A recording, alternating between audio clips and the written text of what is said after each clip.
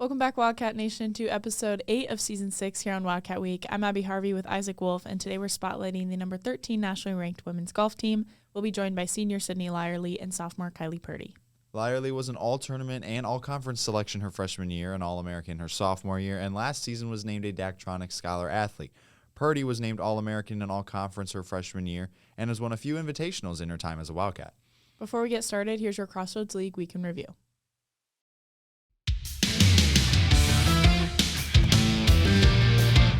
I'm Isaac Wolf with your Crossroads League Week in Review.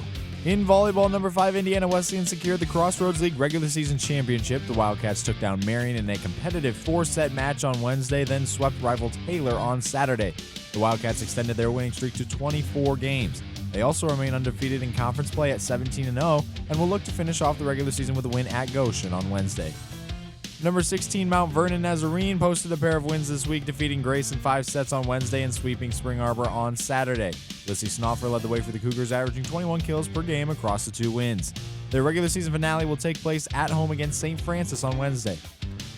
Number 18 Grace is currently riding a 3-game losing streak after falling to Bethel, number 16 Mount Vernon, and Huntington. Both losses to Bethel and Mount Vernon were in 5 sets, while they lost in a sweep to the Foresters. The Lancers now sit at 19-8 heading into their final game against number 24 Marion, who lost the 4-set thriller to IWU on Wednesday but redeemed themselves with a sweep of Goshen on Saturday. In men's soccer, number 6 IWU failed to win a game this week, getting upset by Huntington on the road on Wednesday 2-1 and then tying Spring Arbor at home on Saturday 2-2. They finished the regular season 13-2-2 and will have a rematch with Spring Arbor for the first round of the conference tournament on Wednesday at IWU at 6:30 p.m.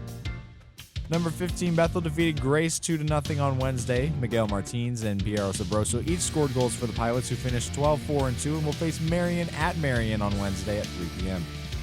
In women's soccer, number 10 Marion finished off their season with a 3-0 win at Huntington. The Knights got goals from Gretchen Mullen, Olivia Palmer, and Layla Brown. Their conference tournament matchup will be against Mount Vernon Nazarene on Wednesday at 6 p.m. Number 13 Spring Arbor finished off their regular season with a 1-0 win over number 15 IWU. Lauren Marshall scored the game's only goal 2 minutes and 19 seconds in. Their conference tournament quarterfinals matchup will be Bethel on Wednesday at 7. IWU will play St. Francis on Wednesday at 4. Basketball season just tipped off, and number 3 Indiana Wesleyan started 2-0 with wins over Indiana Tech and Cornerstone in the Crossroads League WAC Challenge.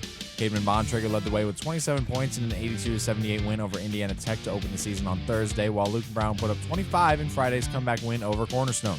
The Wildcats host Olivet Nazarene this week, then fly out to Kansas this weekend for a pair of games against Mid-America Nazarene and Grandview.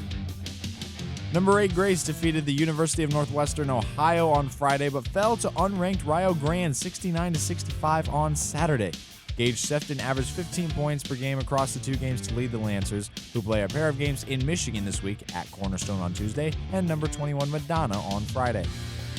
Number 19 Huntington is off to a 3-0 start, defeating East West, IU Columbus, and Milligan of Tennessee.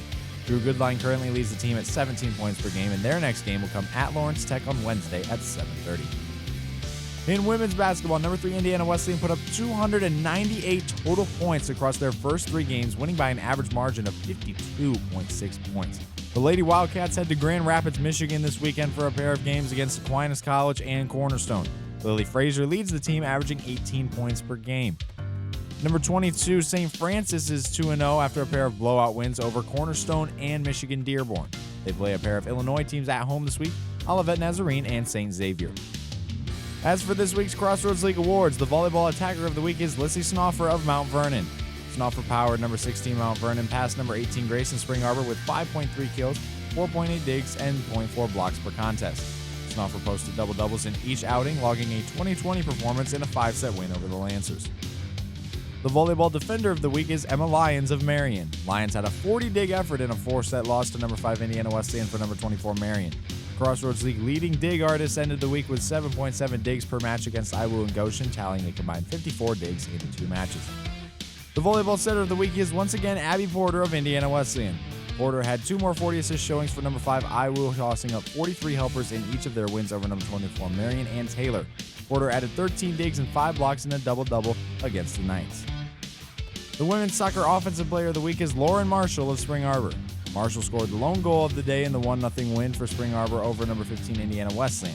The goal secured the victory for SAU and gave the Cougars the regular season Crossroads League championship. The women's soccer defensive player of the week is Reagan Kohler of Spring Arbor. Kohler piled up 7 saves for number 13 Spring Arbor in a 1-0 win over Iwu to secure the Crossroads League championship.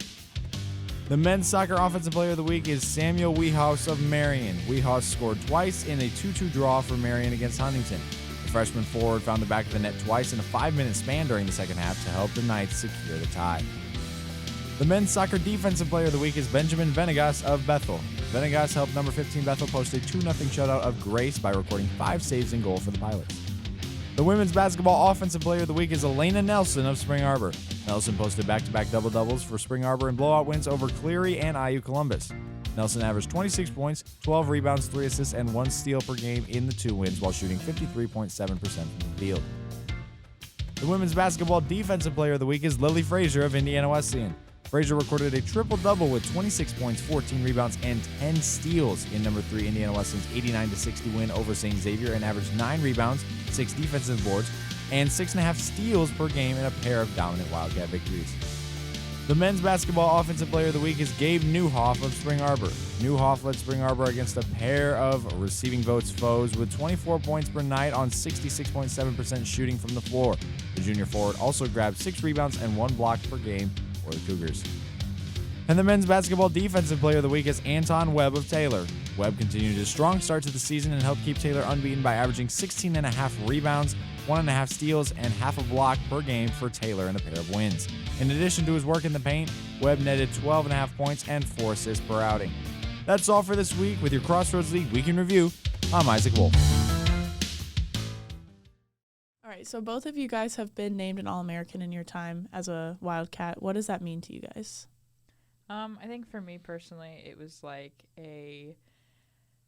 I can do this. I've struggled a lot with like self-worth, and so for being an All-American, it like is a reminder to me on a daily, like especially when I'm golfing, that I'm good enough at this. Like, even if I'm not perfect or the best in the world, I'm still like I'm a good athlete, and so it's just I think a reminder for me. Yeah, I'd say about the same for me, but I think it's just something that I've like pushed myself towards a lot. Last year, starting off, I struggled so much to even make the top 5, and so I think one of the coaches at one point was like, like 3 of your teammates could be All-Americans this year, and I was like, nice, but I never considered myself one until like I started working my way up, and like it became achievable. And so once I actually achieved it, it was like once you achieve something you've been working for like so long, it's just like refreshing to just like feel somewhat at peace with knowing like you did what you've been working towards. So just like kind of a feeling of like relief and like just enjoyment that you finally accomplished what you wanted to. So take us back to the beginning. How did you guys get into playing golf when you were little? So I've been playing golf pretty much my entire life. I don't actually remember not playing golf. So I started, I think the first time I touched a golf club, I was like 5. My dad just bought me clubs, and I just would go to the golf course with him and hit golf balls around. And then I started playing competitively at 7, and just have been playing since then. It's been a very long time, but I've just been playing since then.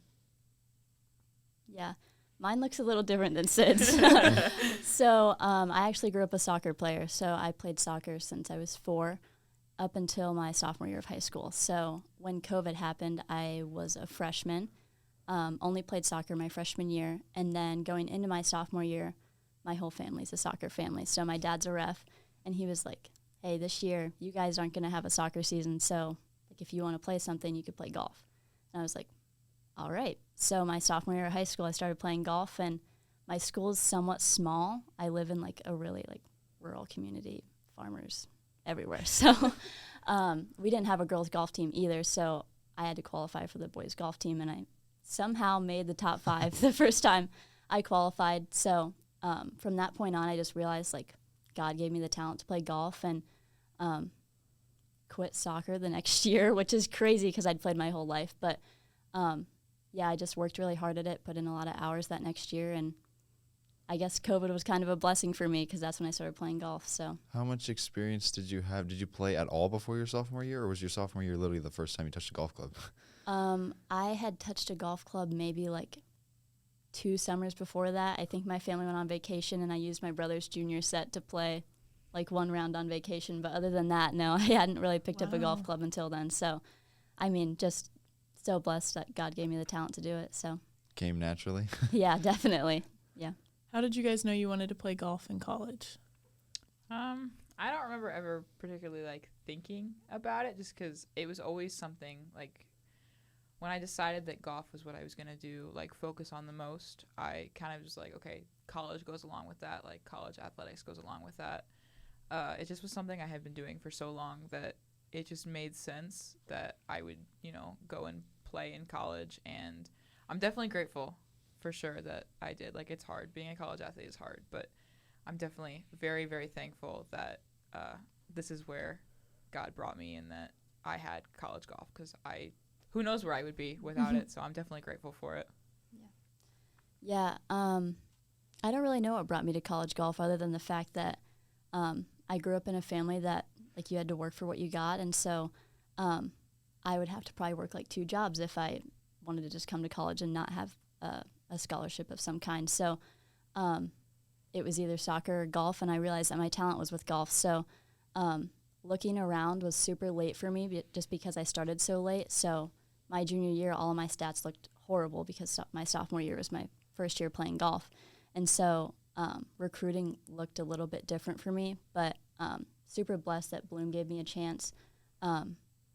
Just kind of saw my potential and only starting a year before recruitment. And so, yeah, that's how I ended up here, was just that actually Sydney's dad came to one of my tournaments and watched me play and told Bloom about me, and that's when he reached out. So, yeah, super blessed that experience even happened, because it only took Sydney's dad coming to my tournament to get me there. So That's funny. yeah. You kind of touched on this with that answer, but how did each of you guys end up at IWU, and take me through your guys' recruiting process?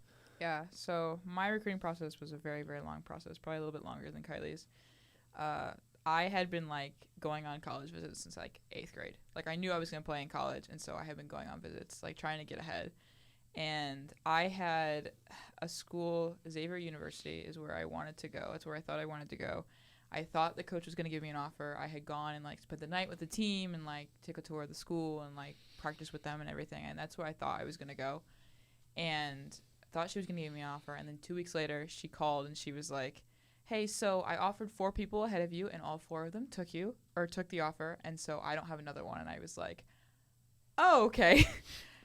At that point, didn't really have anything else I was like really interested in. And so I was like, crap, what do I do now? And so my mom and I did some research and we started looking into, because at that time I had only looked into NCAA schools. And so we started looking into NAIA schools, found IWU. I submitted like some kind of recruiting form or something, and then reached out to Bloom.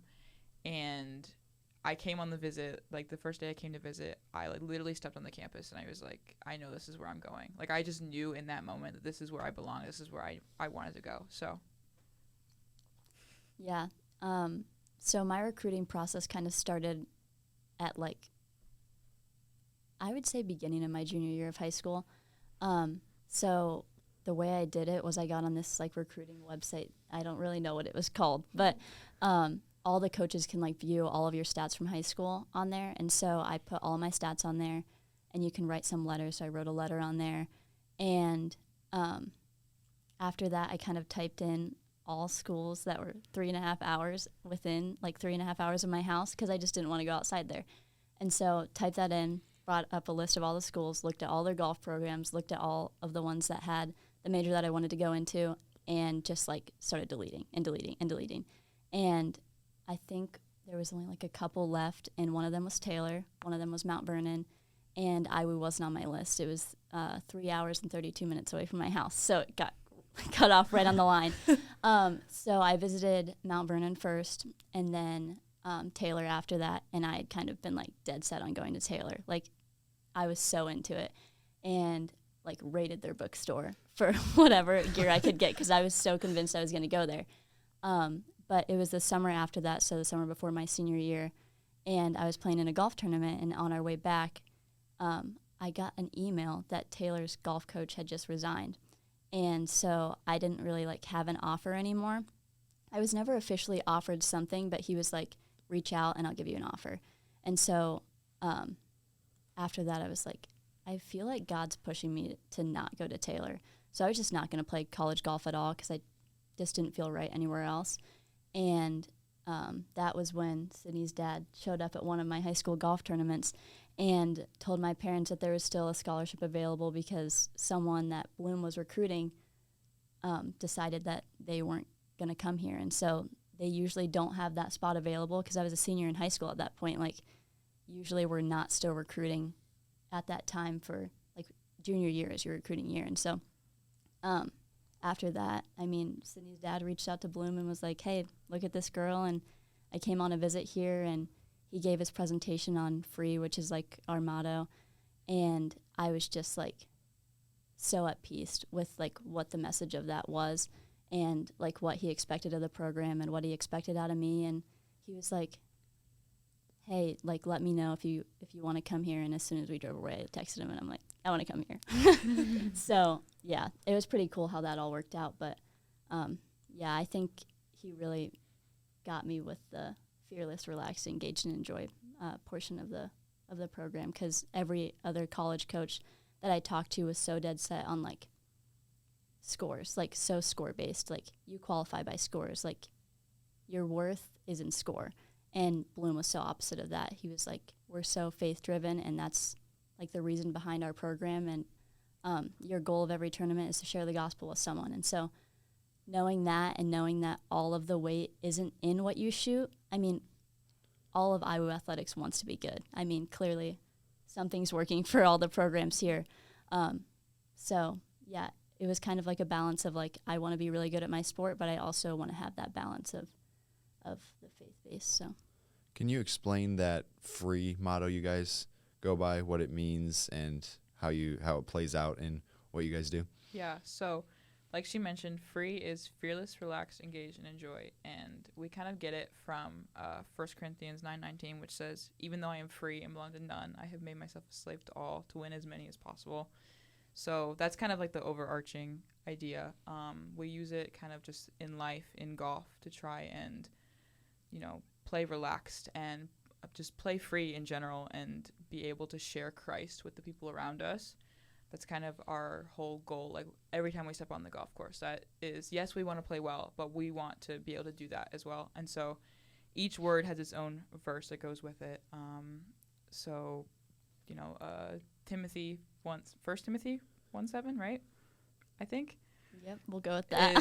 And it's like, you do not have a spirit of fear, but of power, love, and self-discipline. And so that's one of them. And we just try and share Christ with people on the golf course. And we get a lot of people who will ask us, hey, because we have it on our bags, and they'll ask us, hey, what does this mean? And we'll get to share Christ with them in that way. Even if it's just a small thing, we've now planted a seed in their mind. Maybe they'll Google the verse and look it up, or, they'll maybe do some research or something. Like, anything is, something good. So yeah, I think it's super cool too, because I know last year we did this for qualifying, so we get here like a week early, and it's just like golf. You play every day, maybe 18 holes, 36 holes, either one. But in the morning we had breakfast together, and our coach would go over like one of the letters, like fearless, and he would say how it applied to golf, because we were about to go golf. And then afterwards we'd meet somewhere, and one of our teammates, like one of the upperclassmen, would share about, say, fearless, and how that applies to your life. So we kind of get both aspects of it, which is kind of cool. But, like, one way it could apply to, like, how we play is, like, fearless is one of the main things, just because when you're on the course, like, there's so many hazards out there, like water, bunkers, I mean, anything out of bounds.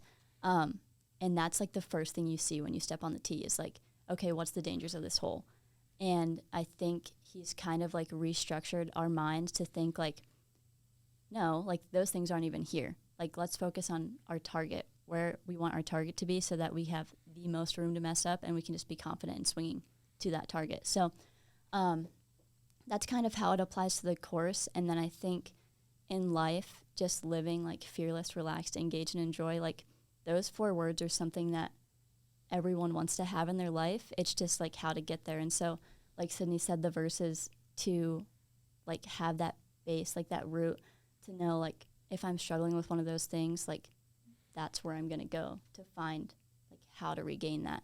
And so I just think that that motto is so freeing for all of us, which is crazy to, I mean, the words just, of course, it would be like that. But yeah, I just think it's so freeing for us to live like that on the course and also in life. It's just, yeah, to know that that's our base is kind of cool.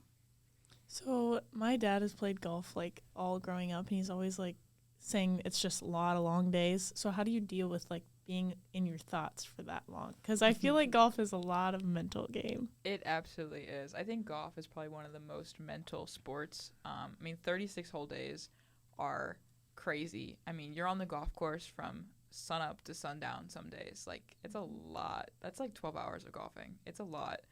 But, I mean, I think for me personally, it's been like I'm very much a nature person, and so trying to remember every step of the way that God's with me, just in the grass that I'm walking on, or like the trees that are like, by me, which obviously in the long days is sometimes hard to remember. But I think just trying to take joy in what's surrounding me and the people I'm playing with. And, I love talking to people. I love, getting to know people. And so it's fun to like, you're stuck with these people all day for 12 hours.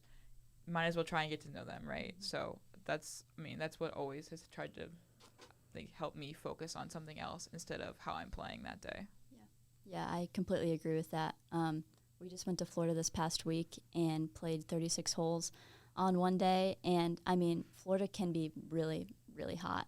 And the weather was perfect that day, but the time we went to Florida before, I mean, it was hot. So you're sweating for 12 hours straight and trying to keep your focus for that long. It's not very easy, but we get carts when we go places far away because we can't take our push carts. So you sit in a cart with someone for that long, and you get to know a lot about them. Like the girl that I just played with this past weekend, she is graduating. This was our last tournament because she's graduating early, but she's going to go into the Secret Service. So it's like kind of cool to like figure out things about their life that you wouldn't necessarily know before that. But if you don't do that, it's really hard to like stay out of your own head, just because golf is a sport where it's only on you. Like, you're playing for your team for sure, but your score is your score. You can't blame it on anyone else. Like, on the soccer field, you can blame it on, well, I hit a perfect pass to this person, they missed the shot. Like, any other sport, you can basically blame it on someone else. But, yeah, golf, it's all on you. So it's very easy to get in your own thoughts and be like, I'm letting the team down. Like, I'm not doing enough. Or when you are, like, up in the rankings, knowing, like, oh, my gosh, this performance is going to bring me down in the rankings. Like, even little things like that, it's so, like, statistically based that every single shot counts. And so, like, in our motto, we have fearless, relaxed, engaged, and enjoy, because you have to stay engaged the entire time.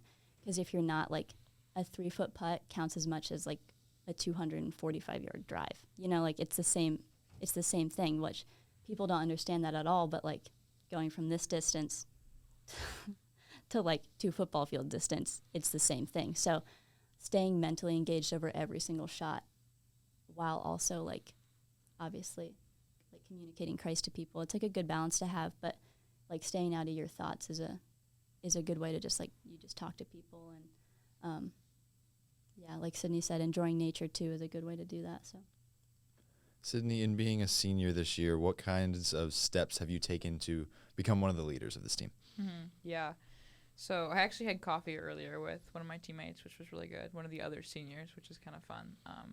There's 3 of us this year, so it's been fun to, like, kind of see how we all balance things separately. One of the seniors is leading small group. The other one's kind of taking initiative with, like, coffee and things like that. And so I've just tried to be, like, the person who is kind of, like, there for, like, people who have bad days or things like that, because I'm very much like I try to be the listener on the team more than like the talker. Like I can definitely talk a lot, but I've been trying to be the listener on the team. And so just being there for all of my teammates, like the beginning of the season, I reached out to all the freshmen. It was like, hey, you know, if you need help moving in, like things like that. Like if you have questions about campus or about like our upcoming schedule with qualifying, like, you know, let me know, things like that. Just trying to be the one who is maybe more the listener and less the like the talker leader. Does that make sense? Like that kind of thing. That's what I've been aiming for. I don't know how great of a job I've been doing, but I've been trying. Yeah. And then Kylee, you came off of a very successful freshman season. Did that add any pressure to this season? It definitely added a lot of pressure. I think I've talked about it a lot this season with a lot of my coaches, just because coming from a season where I really wasn't expecting much at all, and I don't think anyone was expecting anything from me either. I felt like free, and I felt like I could live that out very well. But coming into this year, like qualifying, I was even scared that I wasn't going to qualify. Just because, I mean, doubt creeps into your mind so quick, and it's like, what if last year was a fluke? Like, what if I wasn't as good as I thought that I was, you know? So those thoughts crept into my mind so quick this season, and it really took advantage of me at the beginning of the year. But I like have been meeting with the counselor and meeting with one of my assistant coaches, and he just like talked through a lot of the mental aspects of golf. So I feel a lot less pressure now, just because it's like, Kylee, what are you worrying for? Like, this isn't who you are. And so taking my identity out of golf has been a huge thing to like work out of this year, just because when you have so much success, you think that your entire life is based off of that success. Like, you're an All-American, that's who you are. But it's not who I am. And so trying to get out of that mindset was really hard for me this year, but it's been a process that I've been working out of, which is good to see the improvement throughout this fall. And I think it's an adversity that a lot of people need to face at some point in their life. Like, you can have very successful seasons of your life, and you can also have seasons of your life where things just don't work out in the way that you want it to. And so being able to handle both, I think it gives me like a good flow into like being an upperclassman, having the experience of both, and not just being like, she hasn't gone through any hard times, like she doesn't understand what I'm going through. It's something that I can understand where other people are coming from now, going through hard seasons of life, just because having so much success and then going to a time where it's like, I'm not failing like by any means, but like not meeting your own expectations is very difficult to handle. And so helping other people handle that as well is something that I've learned. Like, this is why you're in this seasons of life. So yeah, I've been working out of that a lot this year. But now you guys just finished the fall portion of your season, concluding in Florida with the Southeastern Invitational. So tell us how that went. Yeah, I thought it went fairly well. We finished exactly where we were supposed to.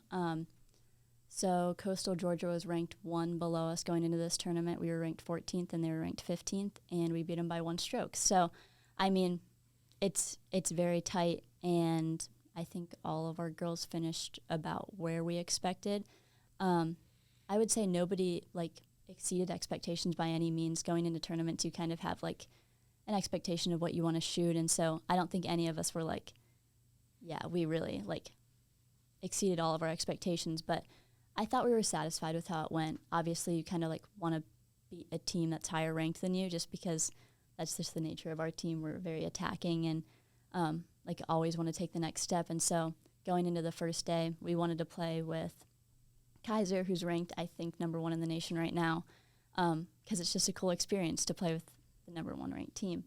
But we were probably like 15 strokes out of that after the first day. And so at that point, we were just like fighting for where we were supposed to be. And so I thought we fought well on the second day. All of us played fairly well. And it's always kind of nice on the second day to just be able to improve on your scores, because you play the course twice the first day. And so after playing the course twice, it's kind of like, okay, I know what I'm doing here now. I have the confidence to do what I need to do. And the 17th and 18th hole were like completely surrounded by water. And so all of us going into the first day were like, okay, if we get out of this hole with only a bogey, we are gaining on the field, just because not many teams have played there in the past. And so like having the right strategy going into that tournament helped us a lot, because on the first day, I think teams there, like towards the bottom of the rankings, weren't very good at all. But I mean, someone took like a 16 on the 18th hole just because it is completely surrounded by water. So you can just lose one in the water and lose one in the water. And so avoiding large numbers for our team was huge on that end. So now, with it being the off season, how are you guys training as you prepare for the spring season? Yeah, so we lift twice a week. We've lifted twice a week all semester, but we I think lifting gets a little bit more challenging now that we're in the off season. So we lift for about an hour twice a week in the mornings, and then we kind of just have this off season to kind of do what we want and like figure out what we need to work on, whether that's for some people might be taking a little bit of a break and taking a mental break or a physical break. And then for others, maybe that's, going to the facility that we have that's like a minute off of campus, going there and just hitting balls for an hour like a few times a week. So we kind of just have the off season to kind of slow down and get back into our classes, and just kind of focus on what we think we need to work on versus what coach tells us to work on. Yeah, usually after the fall season's over, we also have like a one-on-one meeting with our head coach, just to review kind of what we could do better as a team, what he can do better as a coach, and just kind of like communicate goals for the spring also. So we have that coming up in the next couple weeks. And then, as Sydney said, lifting twice a week is huge for us. And our trainer, Jeff, he has been doing like TPI training, which is like Titleist Performance. I don't really know what is Something that? like that. Yeah, I don't remember. it's something kind with of golf. Yeah, Titleist thing. Performance. So he took lessons on that. It was like a course that he had to pay for to be able to learn, but we all got tested at the beginning of the year for things that we were like weak in. So it pinpoints like parts of your swing that you need improvement with, like how you can gain strength in that area. And so we didn't do much with that during the season just because it kind of messes with your swing, and like how you feel weak in those certain points. And so in the off season, he's going to be sending us like stretches or like different exercises that we can be doing individually to improve those areas. And then I'd say usually at the end of the fall semester, like Sydney said, we kind of have a break of like you can work on what you need to work on, and like pinpoint what like you need individually instead of like as a team. And then in the spring semester, kind of at the beginning, is when we start ramping up and start doing things as a team. I know last year we did something where in 1 month we had to hit 10,000 golf shots, and so it was 333 shots a day, whether that be on the TrackMan. I mean, 100 of them were probably putts, but we all had a paper for each day of what you needed to do. You wrote that paper, you wrote whatever you needed to on that paper, and I mean, it hung up in the facility so that everyone knew if you did what you needed to do. So kind of held us all accountable, and I think a lot of us gained a lot from that experience just because going into a tournament knowing that I prepared a lot more than probably anyone else just because our facility is so nice that we're able to hit 10,000 shots. Like how many people we have on the team, like 23 on the guys and girls team. So that many people in an enclosed space is a lot for most schools. I mean, you probably couldn't even fit 23 people in other people's facilities. So having a large facility has like opened it up for our team to be able to get better and like kind of gain ground on other teams, just because like teams in the South can practice all year, but teams in the North really lose ground in the winter just because we can't do that. So that's what we did last year to kind of like ramp up into our spring season. And I mean, it worked. We got 10th in the nation last year. And so we finished a lot higher than expected. So you guys have talked about your facility a lot. Explain like what, I've never been in it. What is like in the room, so basically? Our facility, I'm not exactly sure how big it is, but the front half is like, you've got the 2 TrackMan bays, so like the 2 little simulator bays that you can hit on, and then you've got on this other wall there's 5, 6 hitting bays on this wall, and then you've got there's a long like flat putting mat we practice like our speed and our distance on, and then there's like a smaller putting mat that we put on, and then there's another one that's like kind of got little like ridges and stuff in it that we can chip and putt to as well. So, and then we've got a little like couch seating area with ping pong and stuff like that. Yeah. Wow. Yeah, it's very nice. I know Coach. There's a back area that it just has a bunch of junk in it at the moment. But I know Coach has plans in the future. I don't know how soon in the future, but he's got plans to eventually expand it and put in like a locker room and like a conference room and just expand, like probably add more hitting bays, more simulators, more TrackMans. Make the putting greens and stuff bigger, but right now that's what we have, and it's very, very nice. Like we can get a lot of work done in it. Yeah, for sure. Yeah. So what are your guys' individual and team goals for the spring? I think individually for me, just to play better. I've had a kind of rough last year or so, so just to kind of find more joy in golf and hopefully along with that start to play better. And then team-wise, I think just to be where we were last year at Nationals.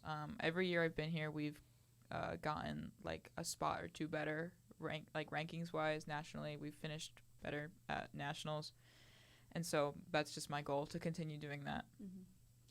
Yeah, I think for me, I don't know what my ranking is exactly as an individual right now, but I want to be an All-American again. So that's something I'll be working towards. And then shooting under par is also like a huge goal of mine, just because, I mean, I've done it in practice quite a bit at this point, but it's like a mental block for me right now that in tournaments I just like haven't been able to do it. So shooting under par is another huge goal for me. But I'd say for the team this year, we really want to win conference. Last year we lost to Marion, and I mean, Marion's kind of been a rival for the entire school recently, so it's frustrating to lose to them, and I'm ready to beat them. So that's another goal for us. And I think also last year having to wait to figure out if we're going to go to Nationals is like somewhat stressful for us. So I mean, winning conference gets you right in there, and so that's a huge goal for us. So my freshman year, we won conference, and the relief knowing that we were automatically going was so nice. Yeah. What kinds of things does the team do spiritually to sort of emphasize that relationship with Christ? Yeah, so we do a once-a-week small group, the women's team, and then the men also do their own small group. But we do once-a-week small group that's led by, like, the coaches don't have anything to do with it. It's just led by players. So usually a senior or an upperclassman leads it. And then, so we do that. And then on, like, trips and stuff, sometimes we'll do devotionals. Like, at the beginning of the year, like Kylee mentioned earlier, we do, like, every day. We do, like, a devotional, like, by a coach, and then a devotional by a player, things like that. In the spring, we always do a big, like, at the very beginning of the spring, like, we meet once a week for, like, practice, and we just, that's all we do. We don't even practice. All we do is do, like, a devotional. Like, last year, Coach bought us, like, a book about, like, not spiraling, like, not letting your mind spiral. And so we went through that, like, over the course of the spring. We did, like, a chapter a week or whatever it was. So we do a lot of things like that, a lot of, like, devotionals. We're always praying together. We pray before and after tournaments, before we leave. We pray after practice, before practice.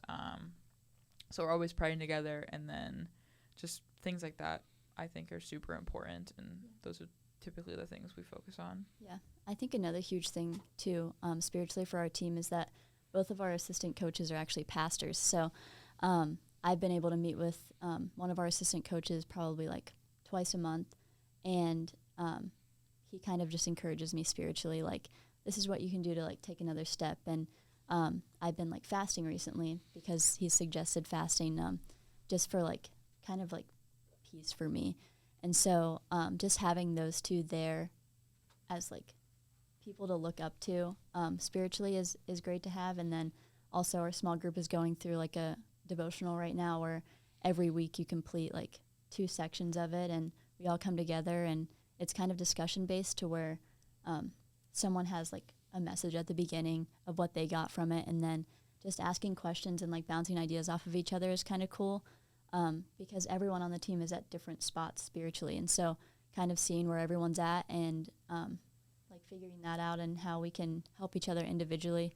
I know last year something that, like, really helped me was, like, praying over people, or, like, people praying over me, and so just being able to do that as a team and knowing that that's, like, the base of our team is really cool, just because everyone's like there for you. Everyone's like here to encourage you. And so I've had people even like come up to me and be like, hey, can I pray for you? Or when I'm struggling on the course, like I was struggling once this past weekend, and my coach put his hand on my head and was like, we're not going to make this awkward, but I'm going to pray over you. And so he prayed over me and just like prayed peace over me. And it's just so calming when people do that. So yeah, having that is really cool. I know you guys have been here obviously a different length of time. What do you think has been your biggest area of growth you've seen individually? For me, definitely spiritually. I mean, I came in with no spiritual background. We didn't like go to church or anything. Like, it wasn't like, you know, my dad grew up Catholic, and so he and my mom had gone to church when they first got married, and then they kind of stopped. But we didn't go. Like, it wasn't something that was talked about at my house. We never did. And so my freshman year, I ended up getting baptized at the church that I've gone to here, but actually by my head coach and one of our assistant coaches. They both baptized me my freshman year, and then just since then, like we found a church at home, and my mom and I go.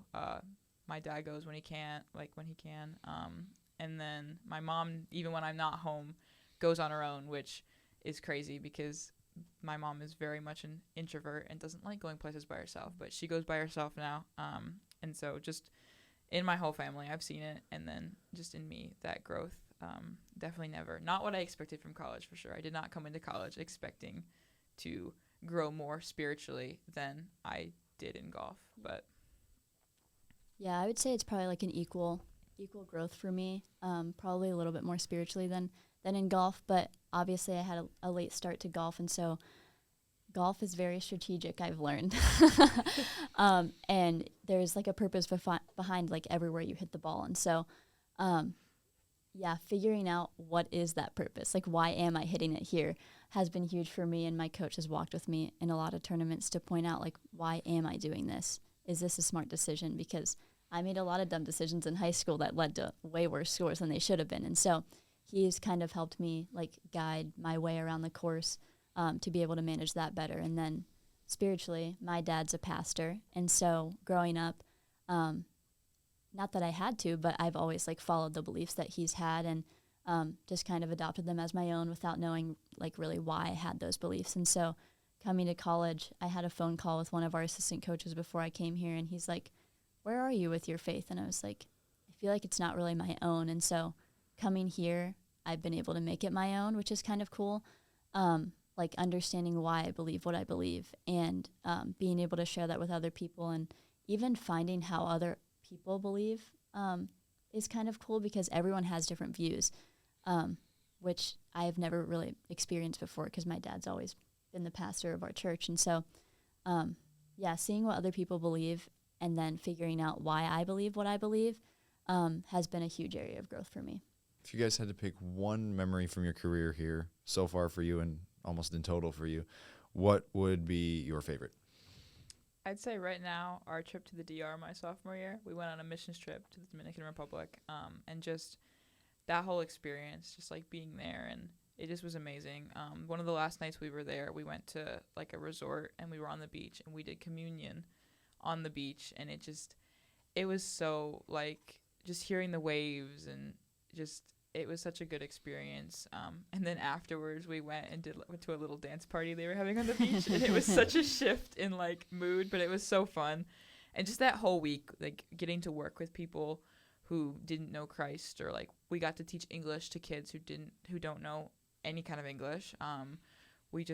We got to spend multiple hours digging. Like it was hard work, but it was so fulfilling. And then this year over Christmas break, we're going to Zambia. Nope. Zimbabwe. My bad. Wrong country. We're going to Africa. So that'll be really fun.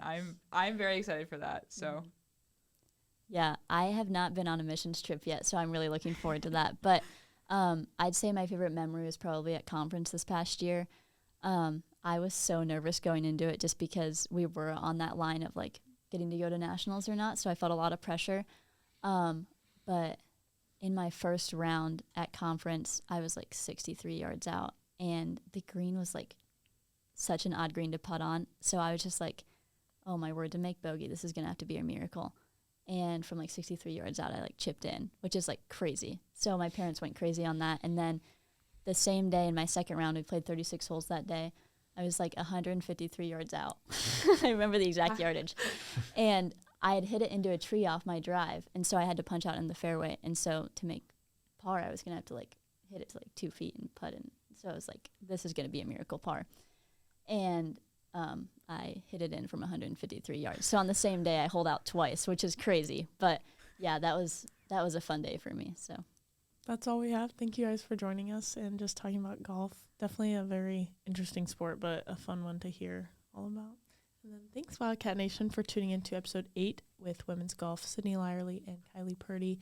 Tune in next week as we will hopefully either do men's tennis or men's golf, whichever one will respond. I'm Abby Harvey with Isaac Wolf here on Wildcat Week, presented by Amplify Media.